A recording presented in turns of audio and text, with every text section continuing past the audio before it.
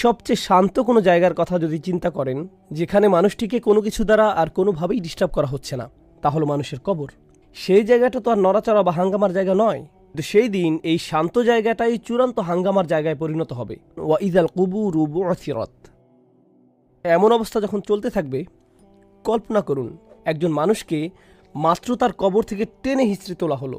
কেউ যদি আপনাকে হঠাৎ ঘুম থেকে জাগিয়ে তোলে, তাড়াহুড়া করে জাগিয়ে তোলে, সে মুহূর্তে আপনার মাথায় প্রথম যে চিন্তাটি আসে, কিছু ঘটেছে, কেন জাগালে, কেন জাগালে? বা আপনার মাথায় তখন কিছুই কাজ করে না, আপনি সম্পূর্ণ ভেবাচাকা খেয়ে আছেন। কিয়ামতের দিন জেগে ওঠার পর সবকিছুই দুঃস্বপ্ন মনে হবে। আকাশ বিদীর্ণ হয়ে আছে, সমুদ্র বিস্ফোরিত হচ্ছে, আপনি মাত্র জেগে উঠলেন আপনার কবর থেকে হাজার হাজার বছর ঘুমানোর পর। সে সময় আপনি কি চিন্তা করবেন? চারপাশের ঘটে যাওয়া সবকিছু বুঝতে গিয়ে চিন্তার গতি স্তব্ধ হয়ে যাবে। আল্লাহ সেই মুহূর্তের একটি চিন্তার কথা উল্লেখ করেছেন আপনার আমার জন্য, যে চিন্তা আমাদের সম্পূর্ণ অভিভূত করে ফেলবে। আর সেই চিন্তাটি হলো আলিমাত নাফসুম মা কদ্দামাত ও আখারাত। তখন প্রত্যেকে জেনে নিবে সে কি আগে পাঠিয়েছিল আর কি পেছনে ছেড়ে এসেছিল।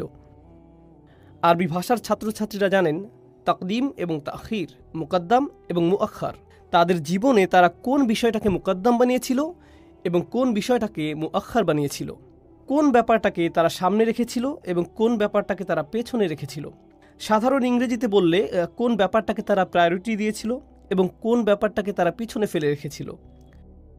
আমাদের সমগ্র জীবন আসলে এটাই।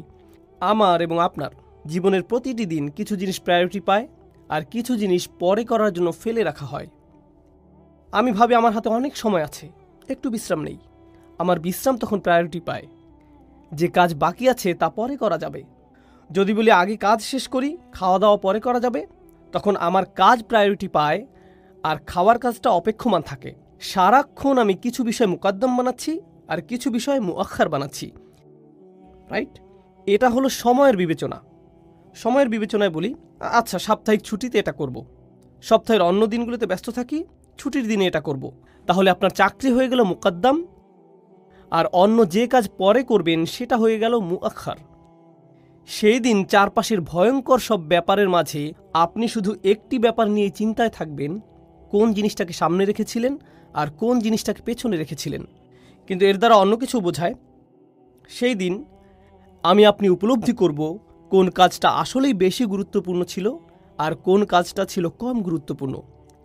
স্পষ্টতই যেটা সামনে রাখেন সেটা আপনার কাছে বেশি গুরুত্বপূর্ণ। আমাকে অমুক কাজটি আগে করতে হবে কারণ এটা আমার কাছে বেশি গুরুত্বপূর্ণ। এই মুহূর্তে এই কাজটা আমাকে করতেই হবে। সুতরাং আয়াতের উক্ত কথাটি এ সম্পর্কেও যে লোকটি সেই দিন উপলব্ধি করবে তার সমগ্র জীবন কোন কাজগুলোকে তার নিকট বেশি গুরুত্বপূর্ণ হিসেবে তুলে ধরেছে এবং তার সমগ্র জীবন কোন কাজগুলোকে তার নিকট কম গুরুত্বপূর্ণ হিসেবে তুলে ধরেছে।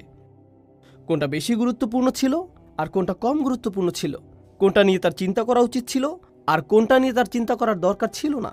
যে কোনো সিদ্ধান্ত নেওয়ার পূর্বে কিছু কিছু ব্যাপার নিয়ে আমাদের চিন্তা ভাবনা করতে হয়। আর সহজ একটা উদাহরণ নিন, যেমন আহার করা। একজন মুসলিমের জন্য প্রথম চিন্তা হলো খাবারটা কি হালাল। আপনি হয়তো আরও কিছু ব্যাপার নিয়েও ভাবতে পারেন, আমার খাদ্যাভ্যাসের সাথে এটা যায় তো, আহার করার এটা ভালো সময় তো, এটা কি বেশি দামি, যাই হোক। কিন্তু আমার আপনার জন্য সবচেয়ে বড় ব্যাপার হলো এই খাদ্য আহার করার অনুমতি আছে কি নেই, হালাল নাকি হারাম, এটা এক নম্বর।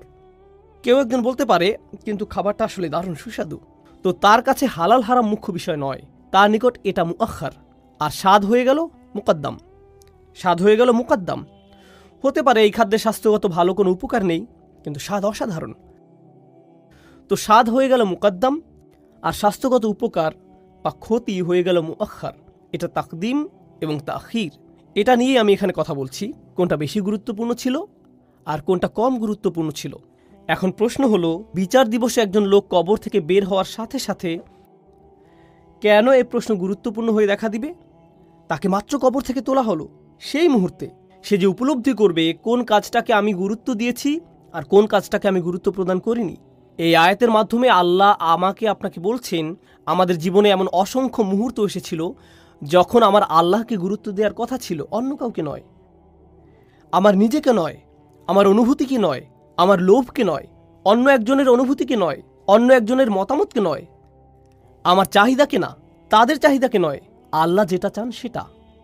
কিন্তু আমি অন্য কিছুকে বাছাই করেছি, আমি অন্য কিছুকে মুকদ্দম বানিয়েছি।